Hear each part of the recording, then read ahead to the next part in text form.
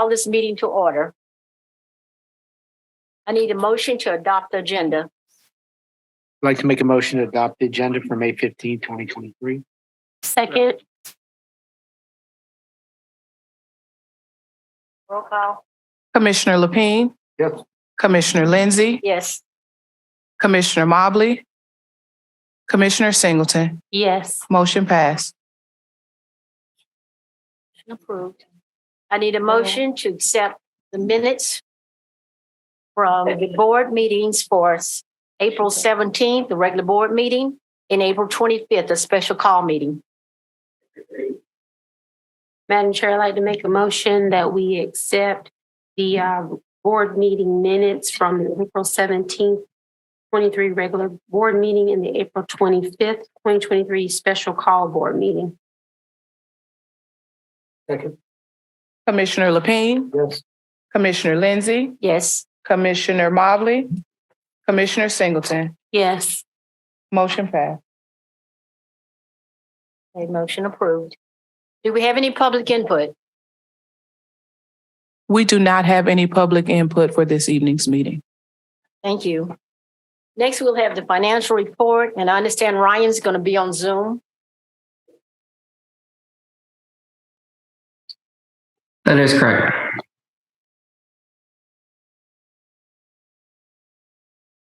You can go ahead with your presentation, Ryan. We can hear you. Okay. Good evening, Chair Lindsay, members of the Commission Board. I'd like to begin tonight by providing you with an update on the General Enterprise Fund financials for the period of July 1, 2022 through April 30, 2023. Total revenues for the General Fund for the 10-month period were approximately $15.7 million compared to $15.5 million around this time last year. Represents a $117,000 increase in revenues, or just under a 1% increase. The largest driver for this increase was increase in program revenue. Program revenues for the 10-month period were $762,000 compared to $690,000 around this time last year.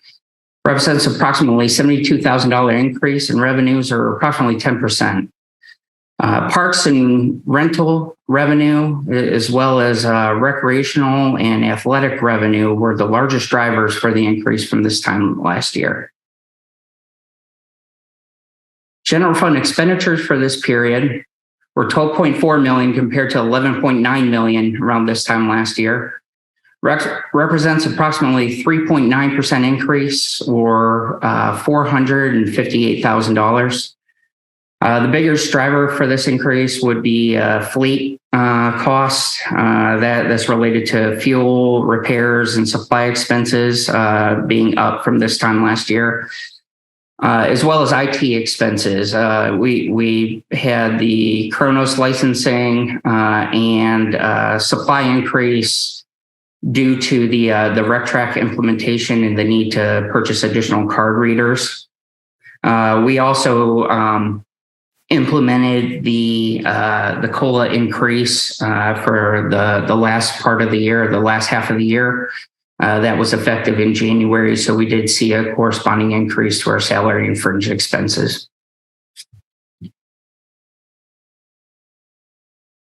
For enterprise fund. Excuse me, I have a question on capital outlay expenses. Yes. That was a significant increase. I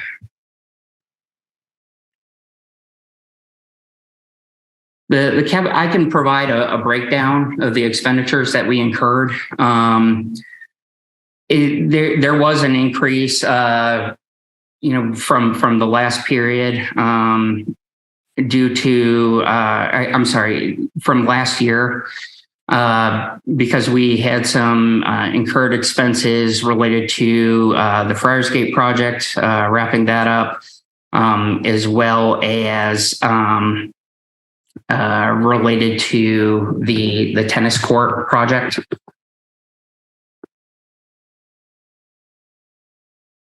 Okay, just send me an extra report on that, okay? Absolutely. Thank you. All right, continue.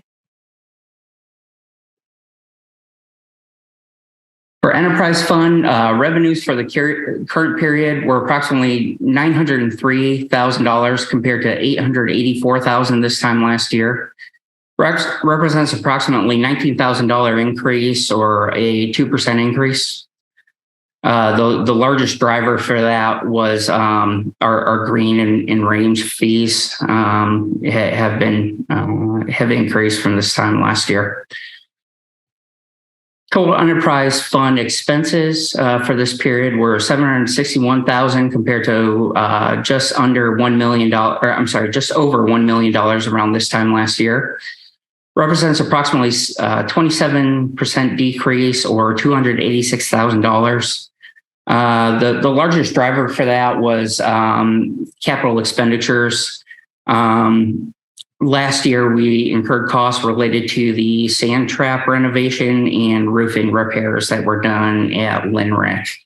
Those were both one-time projects, and as a result, we've seen a decrease in those capital outlay expenses.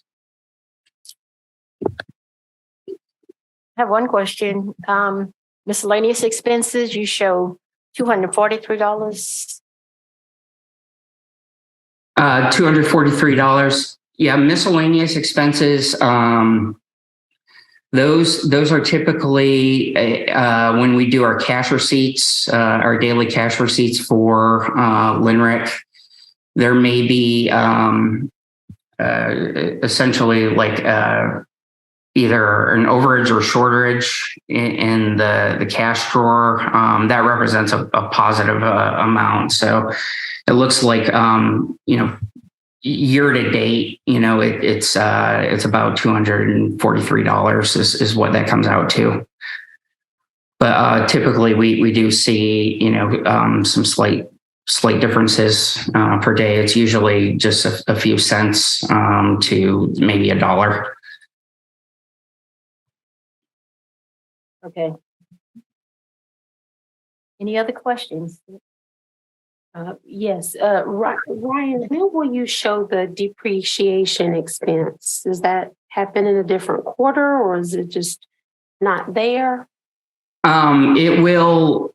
So when we run the depreciation, you will see that on the January report, or I'm sorry, the June report.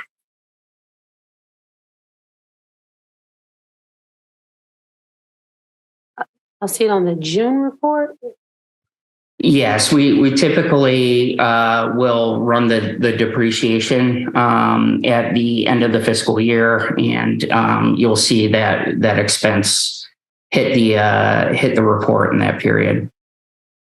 Thank you. Yep.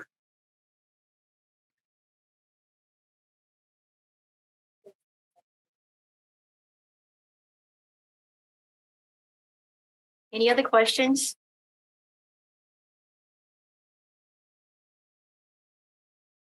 Do we have the Hobbs group present? Okay. Yes, we do. The Hobbs Group, this is Allie Rivers. She will be coming to present for the Hobbs Group for our audit for fiscal year 22. Allie? Thank you.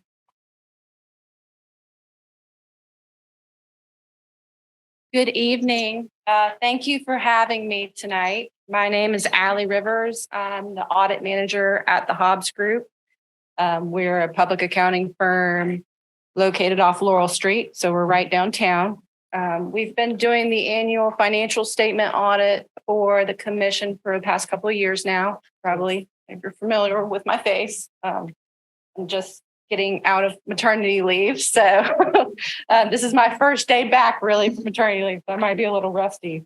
But generally, we perform your annual audit usually in October, November timeframe. So this has been a little while ago since we issued the audit November 18th of last year. And so you should have the audited financial statements kind of thick. If you don't have it, that's okay. It was a long time ago. It's kind of complicated, the information that's in here. So I'm just going to kind of glaze over some numbers, but I really want to talk to you about how the audit went. We're usually out here for about a week. Myself and two other staff members usually come out and spend the week in a conference room and ask Ryan all the questions that we have to ask, and ask for all the documentation that we ask for. We look for things like, we look at your cash, your bank statements and your bank reconciliations. We look at a sample of your disbursements. We look at some receipts. We confirm a lot of information with the county, such as your tax revenues and the bonds and things like that. We look at your capital outlay, make sure everything's capitalized and depreciated correctly. We look at your payroll. We take a field trip out to Linrick and we look at those things out there as well. We look at your leases and contracts and things like that as well. The opinion that we issued for June 30th, 2022 is a clean, unmodified opinion, the highest form of opinion you can receive. And that pretty much just means that the information that is included in these financial statements is fairly presented and accurately presented, and in accordance with generally accepted accounting principles. So that's not to say that during the audit, we didn't have any adjustments or anything like that, but that is to say that the adjustments that we did have were agreed upon by management and corrected in the accounting system, so that the accounting system's numbers agree to the numbers that are in this audit. The financial statements that are in this audit are the responsibility of the commission. So these are your numbers. The only thing that's really ours at the Hobbs Group is the letter we issue in the front, which issues our opinion. So again, a clean opinion, which is really good. You had two significant events occur last year. One was the bonds were called, reissued. So you have new bonds resulted in some cost savings of about $750,000 over 20 years. So that's good. And then sort of on the accounting side, GASB 87 was released last year and came into effect, which is the lease standard. So everything that was a lease that was not previously recorded on your balance sheet is now being recorded on your balance sheet.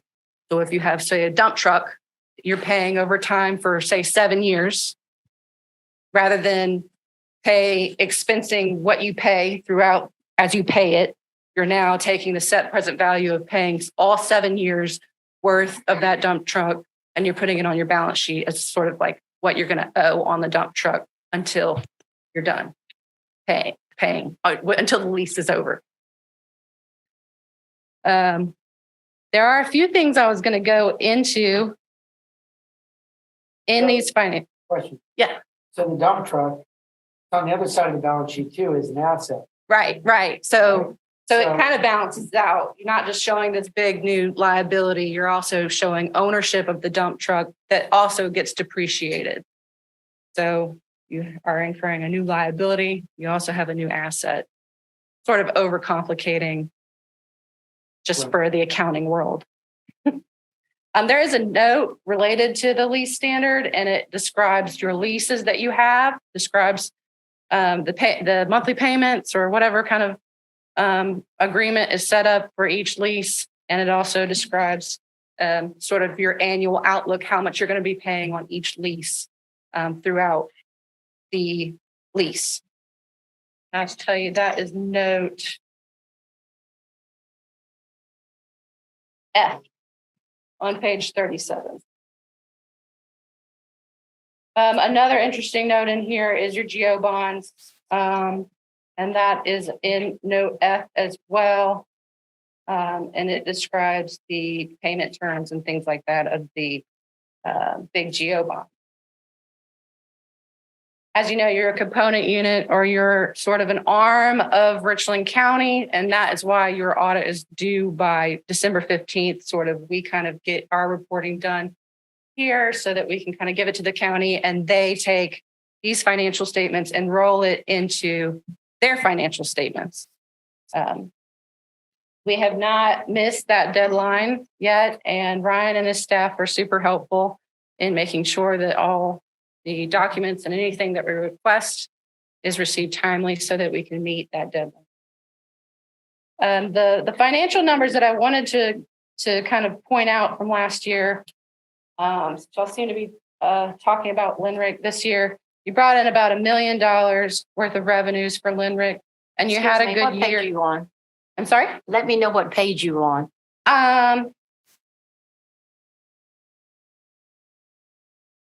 Trying to get the Linrick information. Page 19, you'll find the Linrick balance sheet. So this is as of 6/30/2022. Cash in the bank is 200,000. You do have a deficit, sort of like a deficit in your net position of $823,000. So you have some liabilities that are sort of related to pension and the South Carolina retirement system that really show a dark contrast into what is actually owed. The OPEB is about 280,000, and then the pension liability is about 686,000, and that is what we calculated to be Linrick's portion of those things. The next page, page 20, is going to be your sort of income statement for Linrick. And you can see the operating income last year, which is pretty good, of about $150,000. That's not going to include the big capital outlay last year. There was all the sand traps and those one-time expenditures that Ryan was speaking of with Linrick. Those were capitalized. But that figure last year was about 200,000, 219,000.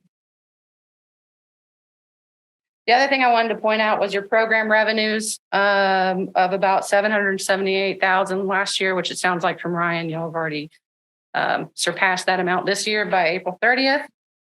And then as far as your expenses for the commission, you're at about 24% of your expenses going towards administrative costs, 30% going towards property management, and about 24% going towards recreation expenses.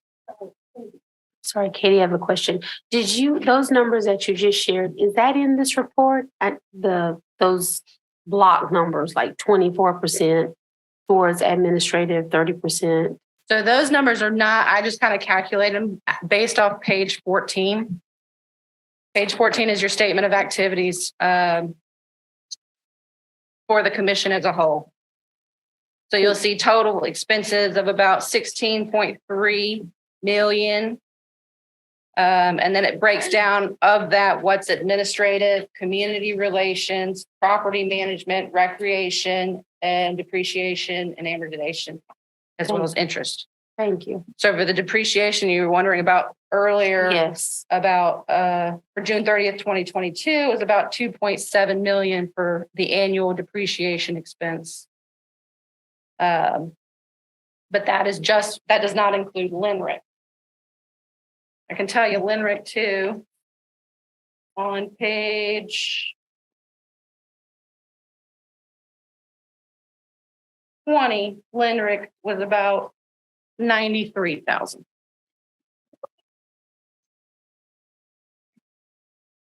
So Linrick is sort of the commission's enterprise fund. They're really accounted for very separately. They don't want to be Linrick. We don't want to show Linrick with the other governmental activities that y'all have. So we keep that very separate in its own enterprise fund, which is basically just a fund that is that profits off of user fees only. So, like generally, when I run a business, I like depreciation because that's obviously showing less revenue, which therefore relates to less taxation. Mm-hmm. Right. Humanity. So would enterprise fund be taxed differently than our general fund? So there is no, side of it? y'all are not taxed. Linrick does not have to pay taxes. Yeah. Sales tax, they do remit sales tax, but they do not pay income taxes. Okay. It's similar to a nonprofit organization. Accounting standards still require depreciation to be recorded. It's not as important I was as. just wondering, it's probably not as important. Right. But it does show a good, calculation of what is the usage that's going on of how long those assets have been in place and things like that. So since you have them there, can you let me know those percentages again for administrative, Yes, administrative was at about 24%. community relations? What was the percentage? Oh, community relations, I don't have that percentage. Kind of just wrote. So I it would down. just use the 752, 759, Yeah. whatever percentage that is of 16.3.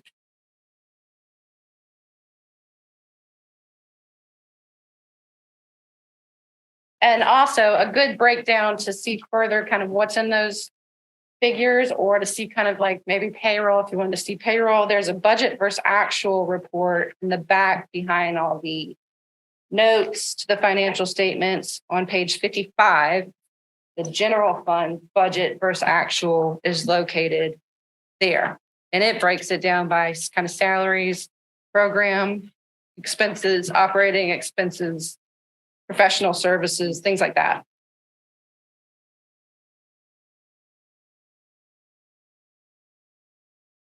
There's also a LINRIC budget in the back as well. LINRIC budget versus actual that breaks the income statement down even further. That's on page 61. Thank you. That is really all I wanted to go over. If y'all don't have any further questions, I really appreciate y'all having me.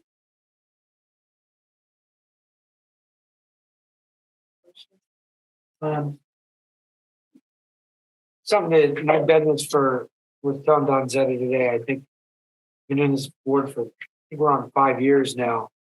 One of the areas that I always get confused on, that you make special note in this report that I need to kind of get just in my mind because I forget stuff, is the governmental deferred outflows like OPEB and all that. Yeah. So just refreshing my memory, and it's not like putting you on the spot, but essentially that's where we're putting money away for retirement for the employees, correct? That is correct. So this is not really a recent change, but this is a big change that accounting standards required from all government entities to start reporting a pension liability that's not necessarily the actual payments into the system. It's sort of an actuary report. So it's got all these kind of factors that go into this big giant number that's kept by the state retirement system, and the commission's portion of that liability of what is expected to be incurred has to be recorded on your financial statements now. Whereas before it was just in la land with the state sort of. Now it has to be shown on every government entity's financial statements. And it's not really a number that I would be concerned with. It is a huge number, but it's not a number that you're going to be expected to pay. But it just kind of gives you a better understanding of, okay, I have to cover each employee, I have to cover an additional 17% of their payroll as just their retirement contribution. Right. So when you're thinking about hiring, you have to factor those kind of things into how much you're going to pay that person. 17% on top of their payroll is a lot when you compare it to other places. So they make 10,000, 1,700 bucks. Yeah. Right. Really sounds. Well, I guess so like when we're doing our budget, let's just say the line item for labor for the year, and I know it's different positions that are probably at different levels of putting money into the system, I would assume, like by different position or whatever, but let's just say it's $1 million. I assume our budget, when we're going to budget with the county, that we're factoring in that 17%, right? Should be. That we have to put in, right? And then it's automatically just banked and sent into the system. Is that how it works? Or we write a check every month or quarter or whatever? Or once a year, I don't know. I can answer that if you like. We do typically pay that once a year. And yeah, what we budget each year is based on an actuary report that we receive. Okay. All right. I don't know exactly what my purpose of the question was. I appreciate it. Big number. No, it's just understanding, It's like, $5 make sure that, million. yeah, it's just Yeah, making sure we all understand that we have liabilities more than what you just think of related to salary. Right. You also have the accrued compensated absences. So that's any PTO employees have accumulated at June 30th. That's being reported on your balance sheet. It's not necessarily a figure you would have to pay out unless an employee was terminated at that time or resigned or left the organization at that time. Your accrued compensated absences is about $600,000 Is that at just June roll? 30th. It's a rolling figure and it is I mean, but a roll year to year, right? right. It's not actually there, but it's, Right. There. It goes up and down depending on how much time people take off. And it's really just an accounting concept that has to go on there. I know that doesn't really explain the OPEB and pension very well, but it's not a liability that is payable in the future or due in the future it's just kind of a reporting requirement now.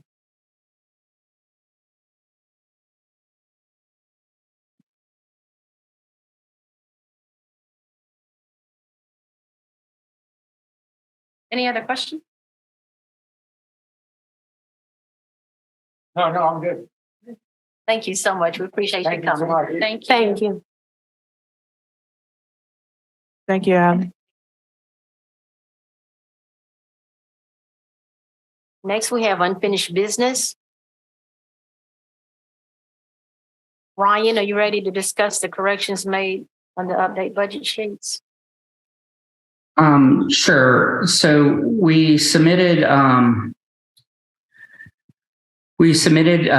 updated slides. The only updates that you'll see were made to the enterprise fund slides and the overall budget report or budget projection.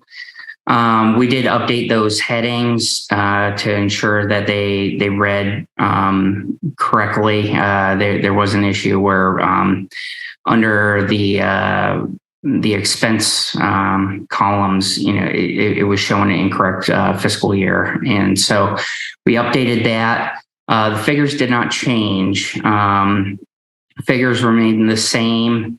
It's my understanding there's no action required tonight. Essentially, these figures can be reviewed, and when we do the final approval for the commission budget, we can the general fund budget. We can also do LINRIC at the same time. Anyone have any questions? This is just a correction from our special. All right. No other questions. Thank you, Ryan. Not a problem. Thank you. Next, we'll have new business. Includes a strategic plan. Yes, commissioners, we have our 2023-2026 strategic plan. Our last strategic plan was approved for the 2018 to 2021. You should have the attachments at your desk. So we have stated back when I stated in February and March that we were going to be working on updating our strategic plan because this is part of our CAPRA document that is needed. The agency was revising it. Our team came together to discuss various goals and objectives to implement for 2023 through 2026. You will see the old version of the strategic plan, and we have a new layout that covers the new strategic plan, which acknowledgements are in there. We have our guiding principles that are our vision, mission, and our core values. How we are organized as an agency, our plan of introduction, which are our focus areas for the next few years. And then our updated goals and objectives, and then conclude our strategic plan. You should have a copy of that. And at this time, if there are no additional questions, I would just refer to you if you would approve this document for tonight. So then that way we can make it part of our accreditation process that will be happening the end of this month.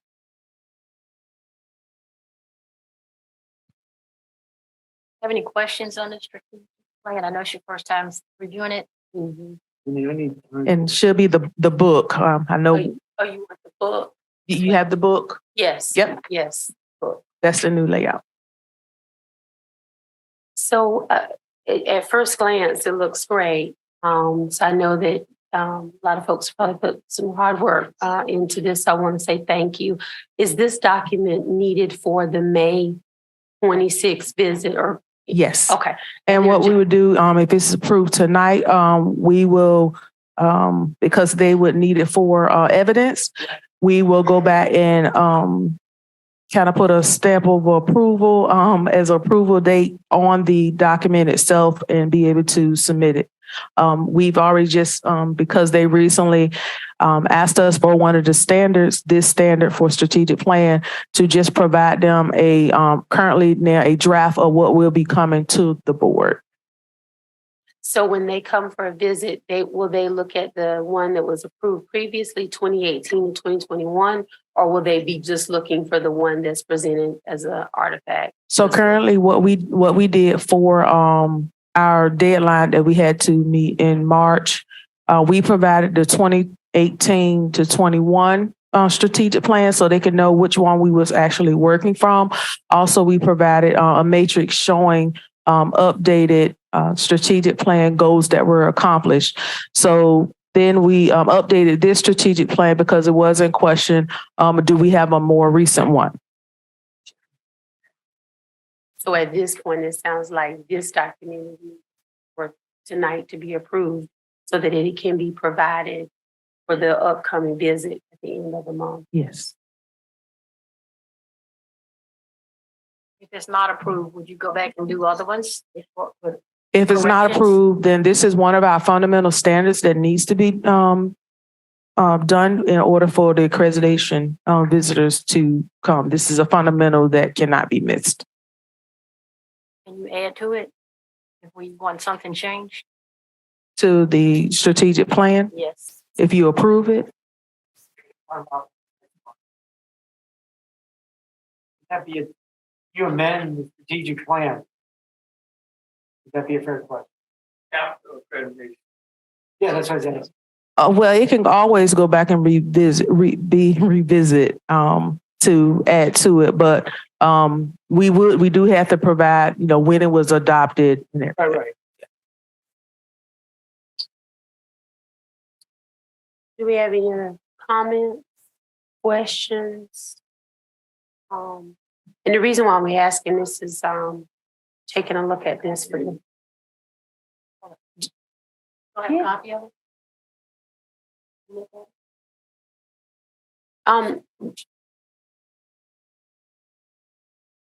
I have a comment on it. It's one of my concerns. On the page 2.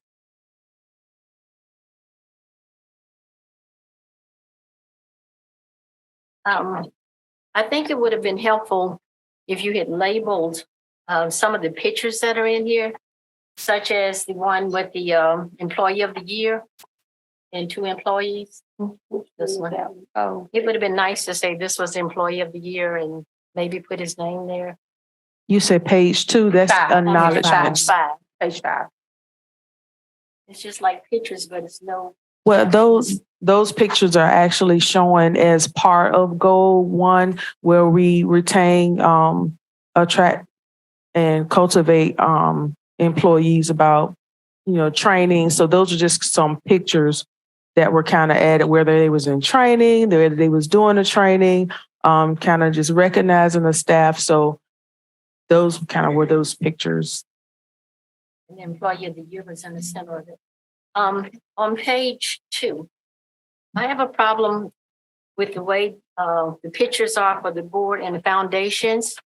I think it would have been better if we made an example from county council where they identified each member and gave their position. The way this picture is done, the names are by there, but people can't recognize or would not recognize one person from the next. So it would have been pretty helpful, I think, if you put each individual picture with their title on it. Especially for the Board of Commissioners and the foundation, you could do that too on a separate page. However, I guess in essence of time, we need to approve what you presented.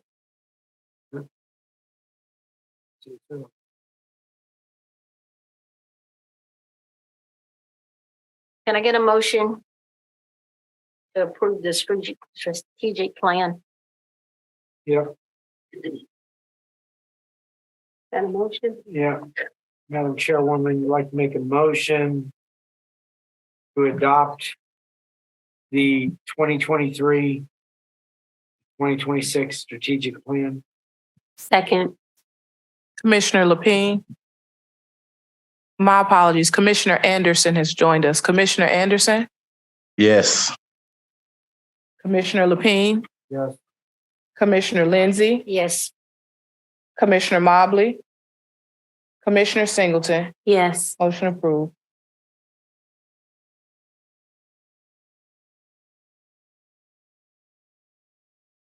Okay, next we'll have other business, a presentation by the Craig Galden Davis on the Blythewood project. Yes, so we have a Blythewood Park presentation. So back in early, a couple of years ago, RCRC worked with some consultants from Craig Galden Davis Inc. to do a facility assessment and master plan for Blythewood Park. We have Charles Gunning here and Fred Gother, who is here to present for their agency.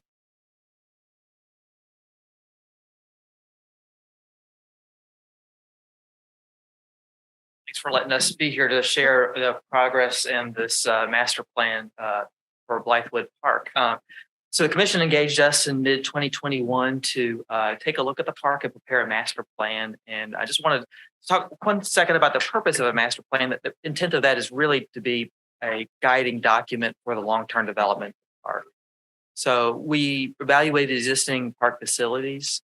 We met with and talked with user groups and park staff, and we also anticipated some future needs of the park to come up with what you're about to see here. So this is a summary of that. So I want to talk a little bit about the process we used to develop this plan, a little bit about the priorities and the goals that were established as part of that process, and then step back and take a look at the existing park facilities. And then finally, we'll conclude with a quick tour of the master plan that we came up with. So a little bit about the process that we used. We began the process with doing a facilities assessment of the entire park. This was the property, the buildings, the layout, and really it was an assessment to evaluate the functionality of the pieces, as also as well as the condition of the buildings and the fields and the park facilities as well. Second, we went into a feedback collection period where we interviewed RCRC staff. We also developed a series of public engagement meetings. So we had a community meeting that was open to the public. And then we had some very strategic and focused meetings that were designed to generate some feedback from the major user groups. So the softball, baseball, and other big users of the park. And that was done via Zoom. And lastly, we engaged everybody with a survey that was available online for community-wide residents to participate in. We collected that input, and that's really was the basis of what we used for a lot of these conclusions in here. And from that, really, the basis of that was to establish a series of goals and priorities to improve the park's function as it is now, but also look towards the future of that. A little bit about those priorities and goals.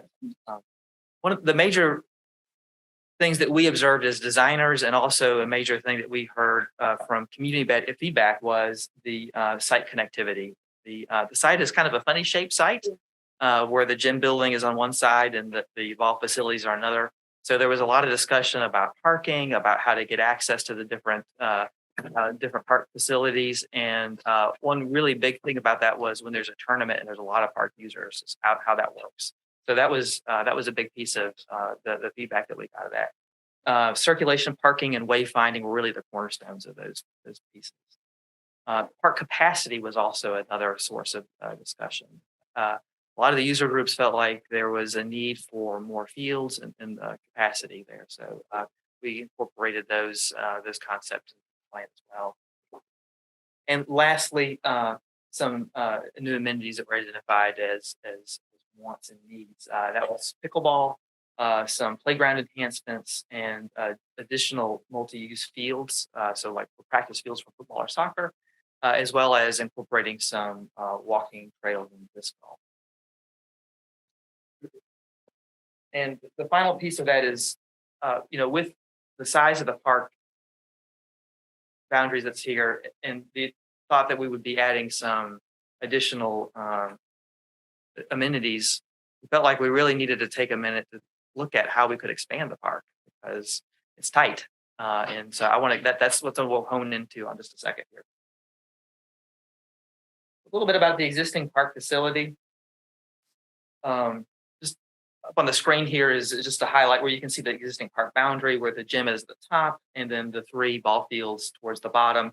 And if you, I don't have a pointer, I'm sorry, but if you look at the little, in the crook or the knuckle there, it looks like a little chunk taken out of the site. And that's actually a residential parcel that's there. So, parks like this really want to be kind of a contiguous shape, kind of a simple rectangle to get these large fields and amenities in here. And this has kind of got a long, slender snaking approach to it. So right now you've got a really great competition gymnasium in there. You've got 3 ball fields, and you've got some kind of woodsy areas that has what we think is maybe a wetland. But we've got a lot of gold things going on here, and it's bound by 2 neighbors that we took a few minutes to see if there's some opportunity to expand. So to the left is Bethlehem Berry School. We actually completed the design of that school, and the new school is obviously functional, and the existing school is going to be. Understand that there's really not a lot of use planned for the school district for that part of the site. So we looked at that as a potential expansion. The second is on the right-hand side where the magistrate court is. That's a very, very long, skinny property. And we had some discussions with the county as well about, is there some opportunity there to take a portion of that property that's unused and use that for park expansion. So we've had some conversations with some of the stakeholders to help develop that plan. And what we're going to show you incorporate some of those parcels. Fred, I'd like you to talk a little bit about the roadway, because another source of contention on that site is the shape and the flow of Boney Road, which is really a barrier on that. Yeah, so basically with the removal of the older elementary school there, now that the new school is further back into that property, it opens up an opportunity, I think, to maybe expand that park and straighten out that road. Right now, the road kind of curls around the old elementary school and then back in, and it leaves very efficient pieces of property for both sites, actually. So we had some conversations with the school district about possibility of using some of that land for this park.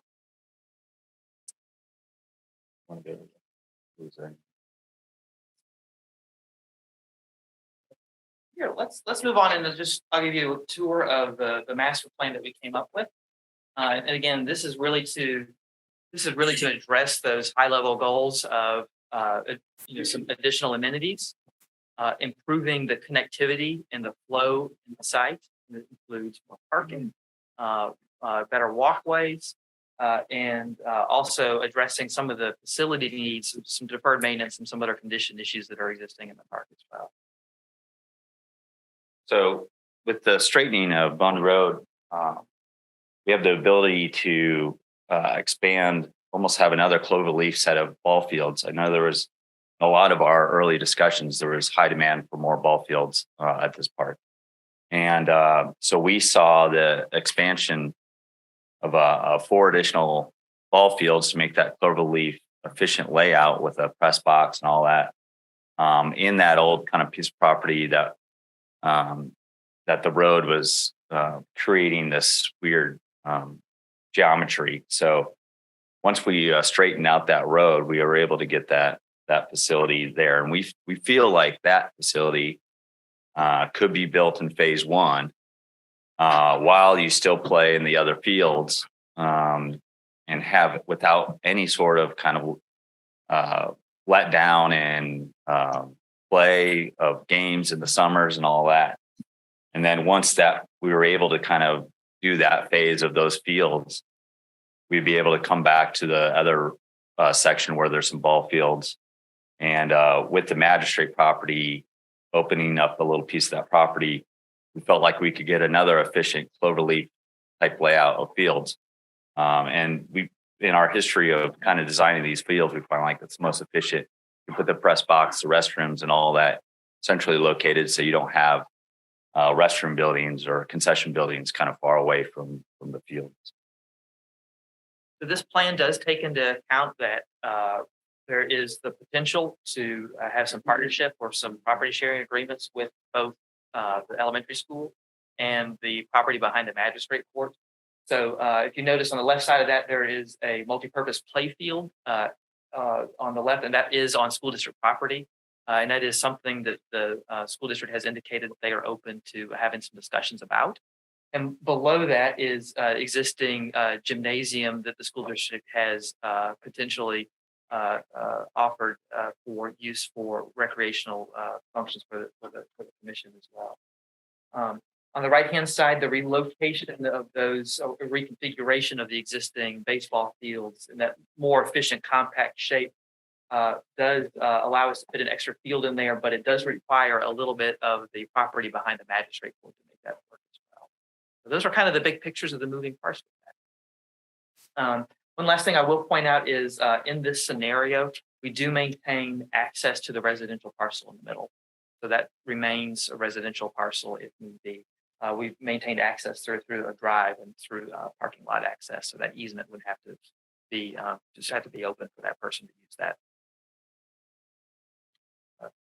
And I think there's a couple more points near the main building. We can incorporate the playground and splash pad, walking trails around the entirety of the property. The disc golf could function within the woods along with those trails. And then we have the pickleball and the tennis courts, kind of the south part of that site.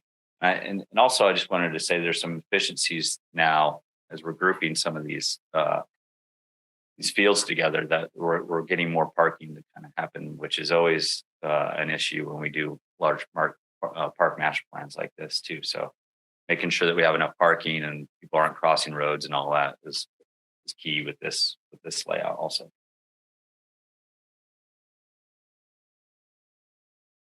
Any questions? I'm certainly open to. On Boney Road, is that a county road? You have down here that you need Yeah. revision.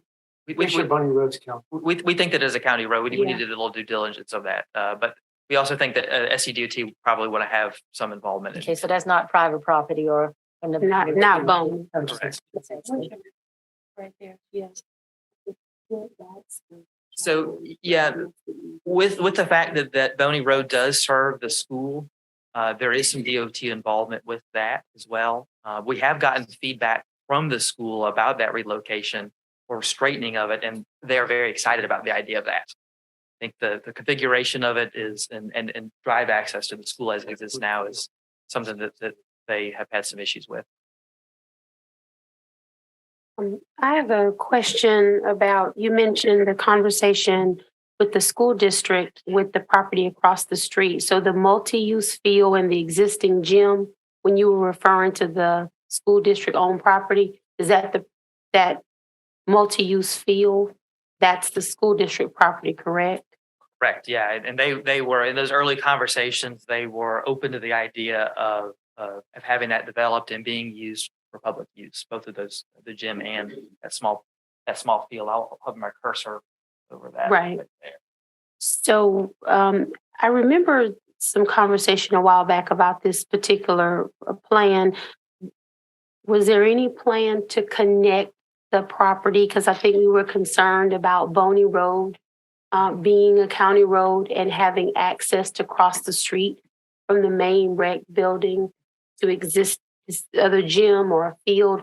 So is there any plan in place for that? Activity across that road currently, no. What we've done though is we've provided parking access for both facilities. So they are sort of autonomous or could be operated autonomously.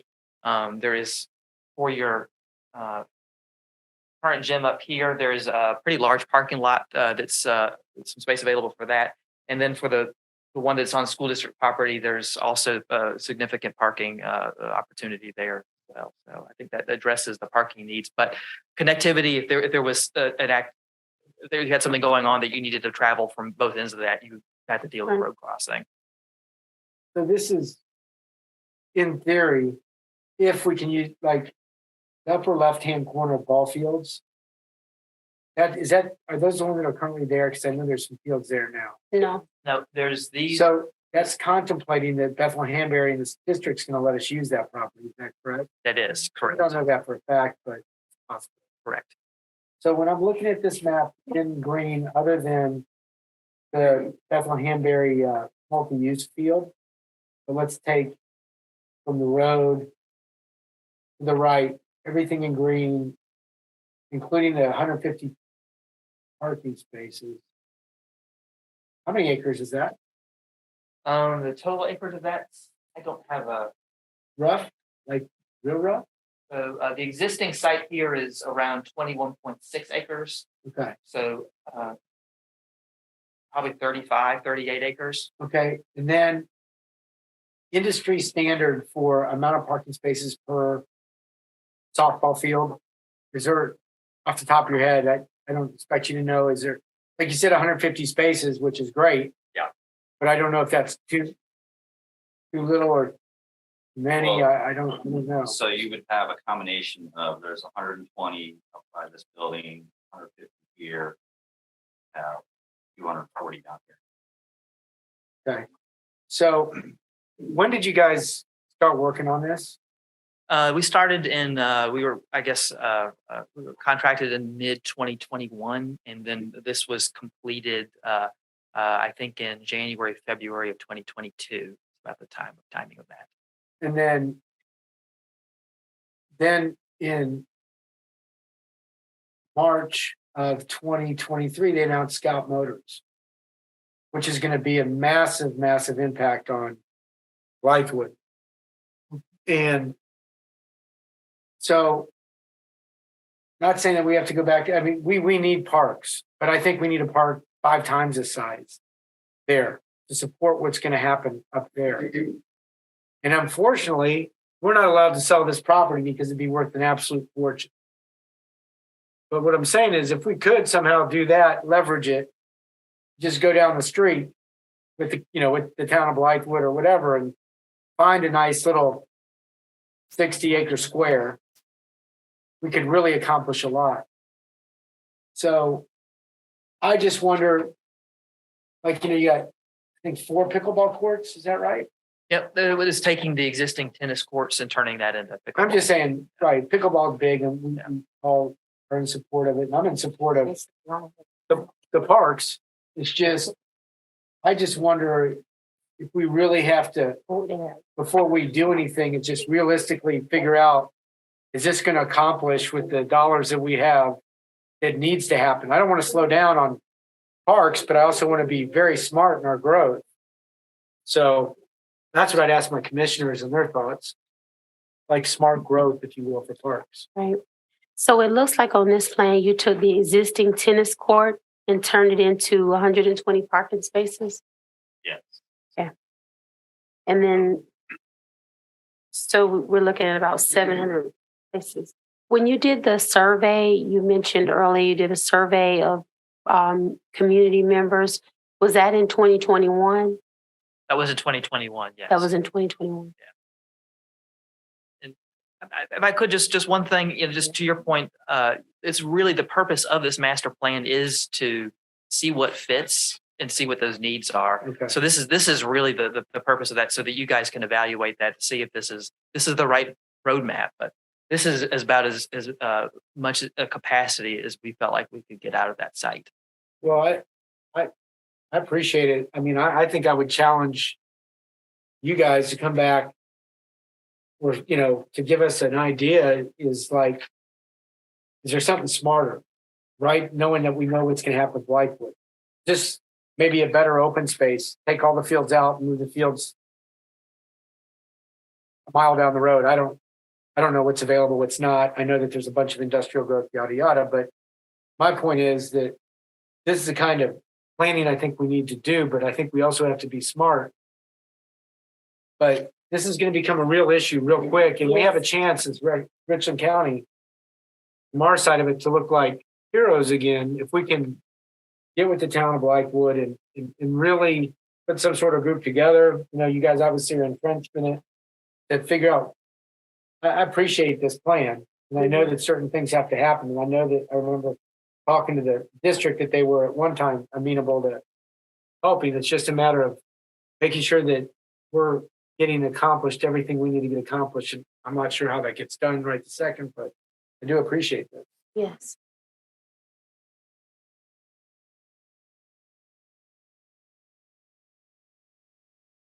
Any other questions? I'd like to thank you for your presentation, and we'll get back with you. This is good information, and that's what we're going to use it for. Thank you. And if we have any further questions, we'll get in touch with you. Thank you. Okay, we'll now have the interim executive director's report.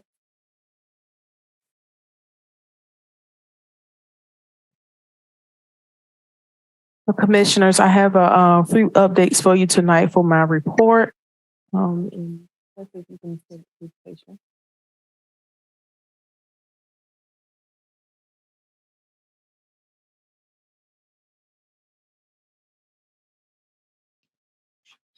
Thank you. So for project updates, we have it wasn't required to come back and just bring some pictures of what we had, just showing the work that we're doing. So for Blythewood Park, back in December, you know, we had water damage done to the concession stand, and so there were repairs were completed, and so we have some before pictures showing the outside of outside of the concession stand where we see all of the water, and then in the inside where you have the water damage and the ceiling. And so those were our before pictures, and then we have our after pictures that were provided here, where you see that of course we had to repair pipes and things like that in the concession stand. So that's done. And then also the ceiling was repaired. And then our other site, North Springs Park, we informed you that we were working on doing the picnic shelter, repairing the roof. This is one of the constructions that we didn't have to fully take down, but the roof is being repaired at North Springs Park on the picnic shelter. And so these are just a couple of pictures that were taken just to see how our progress is coming along.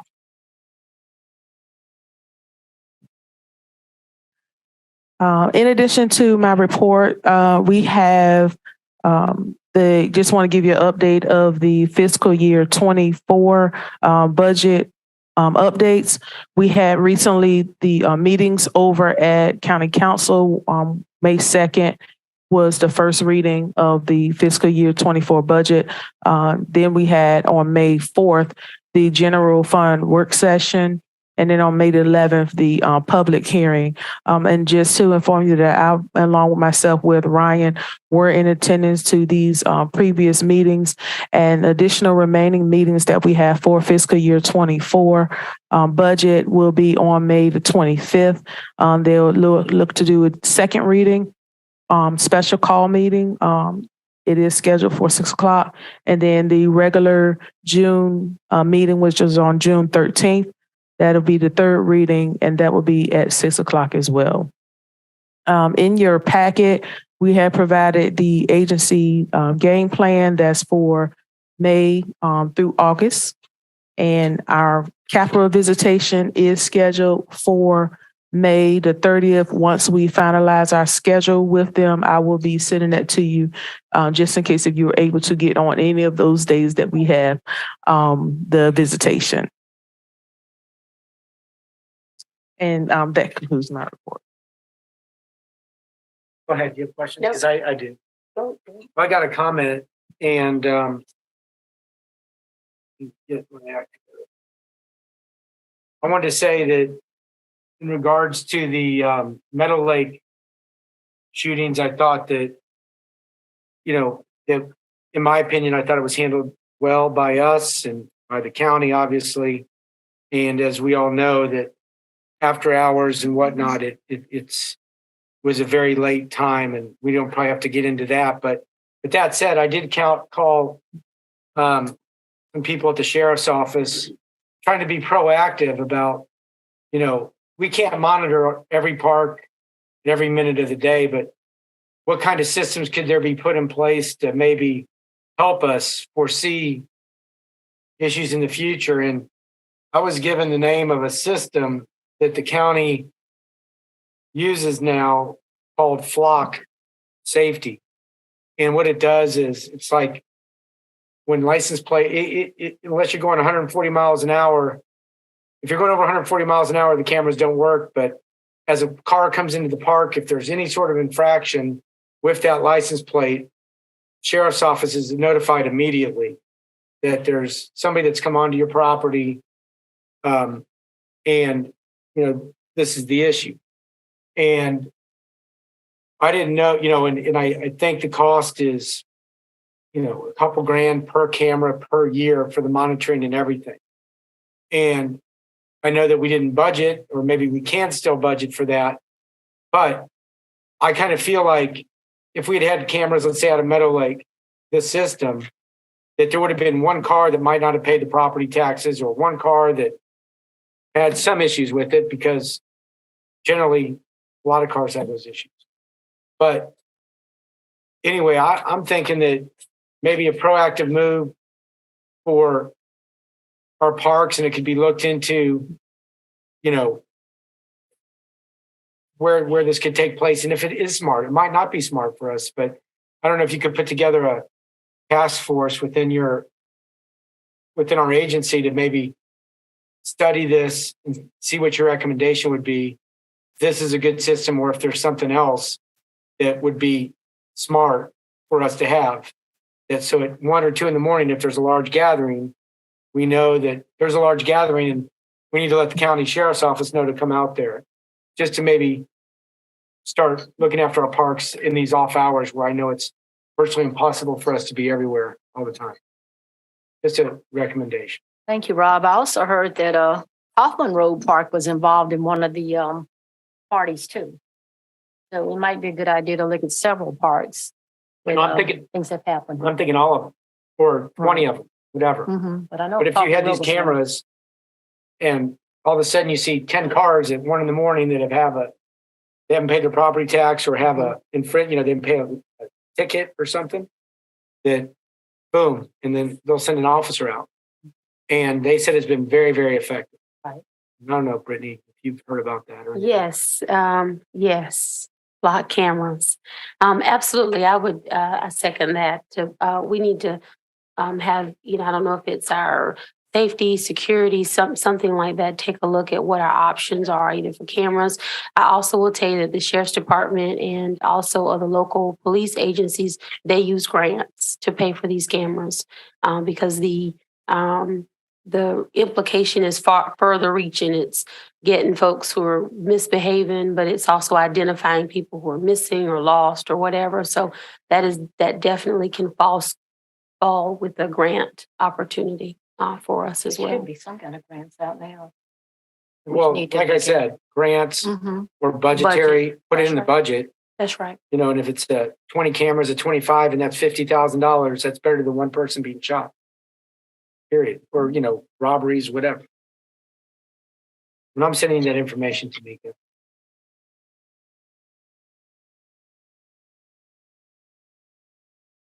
Any other comments?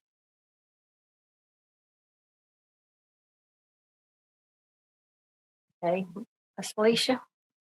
Community relations? Good evening, Madam Chair, members of the board. Since our last board meeting, we hosted several events throughout the agency. On April the 19th at Bluff Road Park, they hosted a free event, Understanding Dementia and a Better Brain Health. And that was held on April the 19th, and we had 11 people in attendance.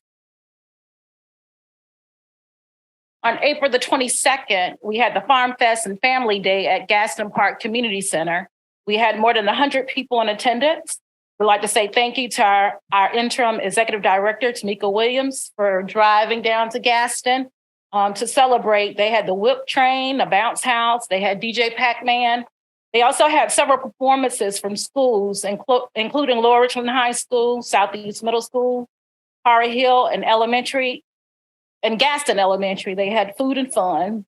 So we'd like to say thank you to the rec president and the rec committee down there, Mr. Wayne Adams, and the site supervisor, Ms. Sandra. On April the 26th, we hosted our volunteer appreciation social that was held at the Park Lane Administrative Building. This is an event that we generally host on the outside, but we know living in South Carolina, rain could come at any moment. So we had about 45 to 50 people that were present. We had a DJ, and instead of the cookout, we hosted pizza and prizes. And we did presentations to our most valued volunteers. So I'd like to say thank you to Commissioner Lindsay and to Commissioner Singleton for coming out. Thank you to our interim director, Ms. Tamika Williams, and our outreach coordinator, James McCardo, for hosting that event. April the 28th and through the 30th, it was a weekend of badminton that was hosted, the 7th annual at Trenham Park. They had 5 children and 36 adult participants. So we want to say thank you to Theron and Michael at Trenham Road Park.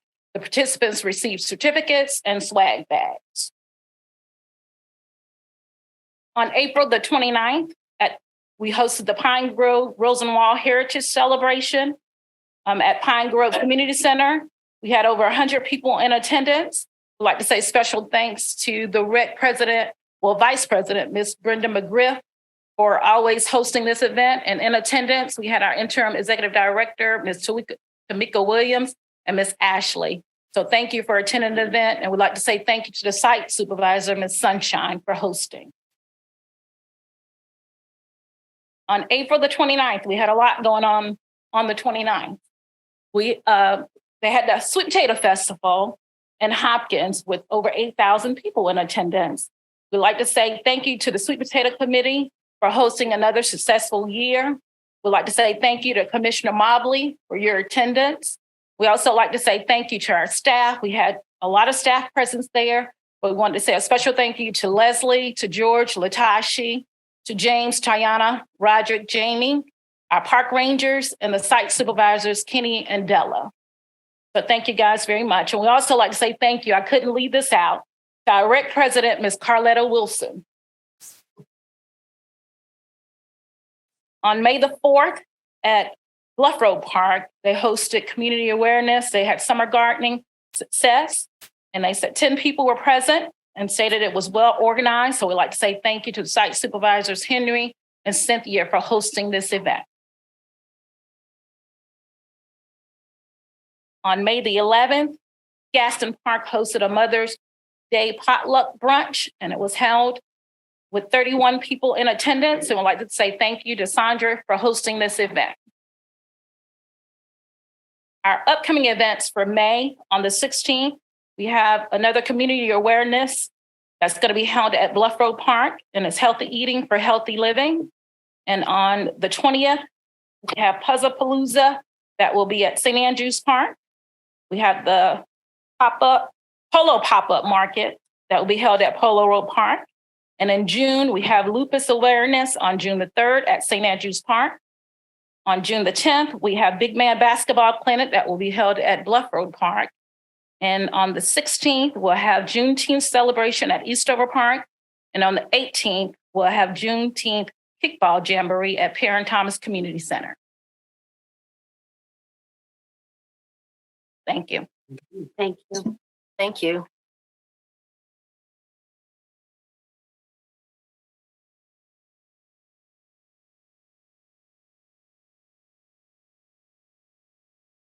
Next, we need a motion to go in executive session.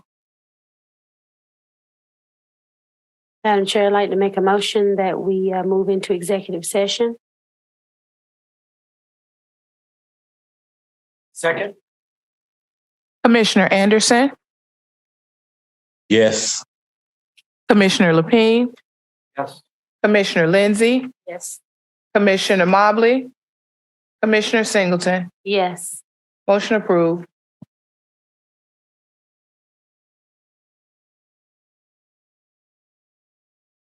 We need a motion to come out of executive session. I make a motion that we come out of executive session. Second. Roll call.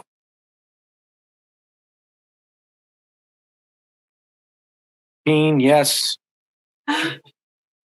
Commissioner Anderson here. Yes. Here. Commissioner Anderson, Yes. Commissioner Lapine, Yes. Commissioner Lindsay, Yes. Commissioner Mobley, Commissioner Singleton. Yes. Motion approved. Okay. It was no action taken in executive session. Therefore, I need a motion to adjourn. Madam Chair, I motion we adjourn tonight's meeting. I second. Hallelujah. Commissioner Anderson, Yes. Commissioner Lapine, Yes. Commissioner Lindsay, Yes. Commissioner Mobley, Commissioner Singleton. Yes. Motion approved. Thank you. Thank you, everyone, for coming out tonight. Thank you.